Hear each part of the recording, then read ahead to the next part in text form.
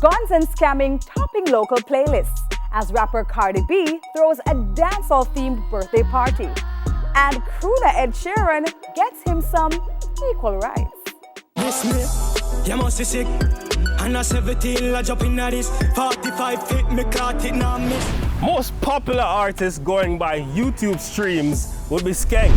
He has had 2 songs on the chart for the last 3 weeks, Shift and Live Large. Oh, what you talking about? No one lie the crowd. We stick to the gym, dog, with the microphone. Those are songs that are running the street and it's reflecting on the YouTube chart. And Intense?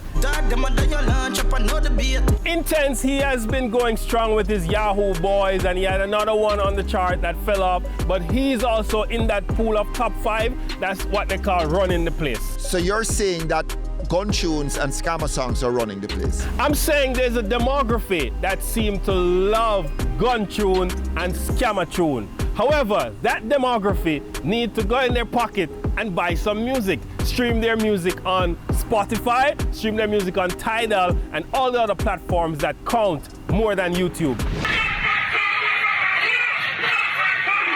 So meanwhile, some other Jamaican names were in the news because they were at Cardi B's party. Of course, Cardi B went for the vibe masters in dancehall music, and that's the dancing. You cannot have dancehall without dancing music, according to Steely from Steely and Clevie.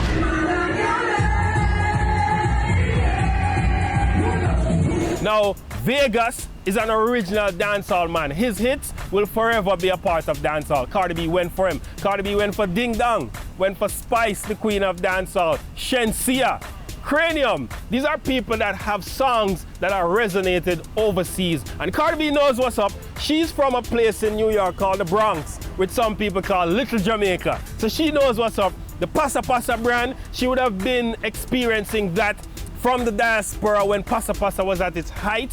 So she replicated that and she put on an authentic experience that a lot of people saw from a distance, and those who were there, I'm sure they enjoyed themselves. But if it's an authentic experience, they would be dancing to Skeng and Intense too. Authentic dancehall has the dancing.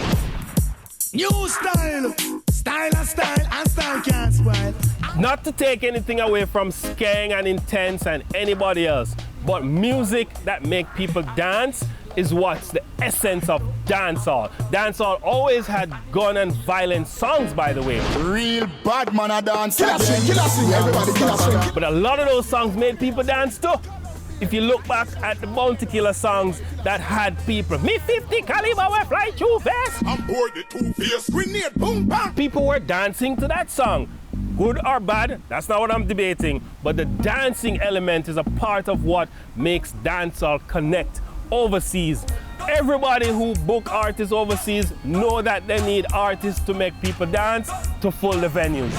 Equal rights and justice. How can you sing to it? Because I've listened to it so many times. Meanwhile, Ed Sheeran has given I-Shenae a breath of life. Yes, earlier this week, Ed Sheeran bowed down to I-Shenae's rendition of his song, Shape of You, her song called Equal Rights. I-Shenae took a lot of flack when that song was originally released. Persons were saying they're not using the same mic as her, and she took a lot of flack from her admission on her Instagram post. So Ed Sheeran mentioning her now, 4 years later, I'm sure that gave her a lot of energy to get back into the music business. I just got started.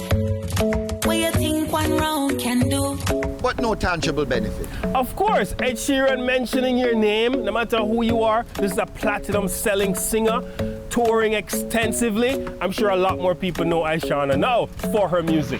Be a sense, be a sense, be a sense, be a sense. And a lot of people looking out for Skillibeng's album, which drops today. Of course, Skillibeng has his fans and people are looking forward to what he will bring to the table. And there's something happening in the music market in Jamaica and the diaspora. People are loving albums again. Albums took a second place to EPs and singles before, but now people are looking forward to albums from their favorite artists. But is this album targeted enough to reach an audience, a wider audience? So the title track for the album, Crocodile Teeth, it got a remix from Nicki Minaj. They don't get the big picture, they get cropped out. Styles on them like somebody bought the locks out.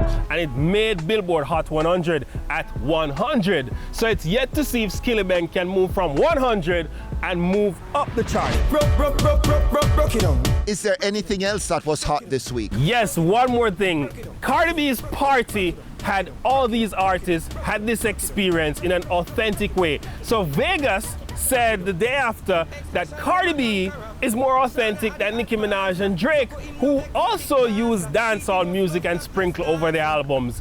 And I think that's something to look at. How is Jamaican music and culture exploited abroad? How artists represent the culture, that matters, and it will either be beneficial or not to the culture or to the artists that use it. And we need to have both.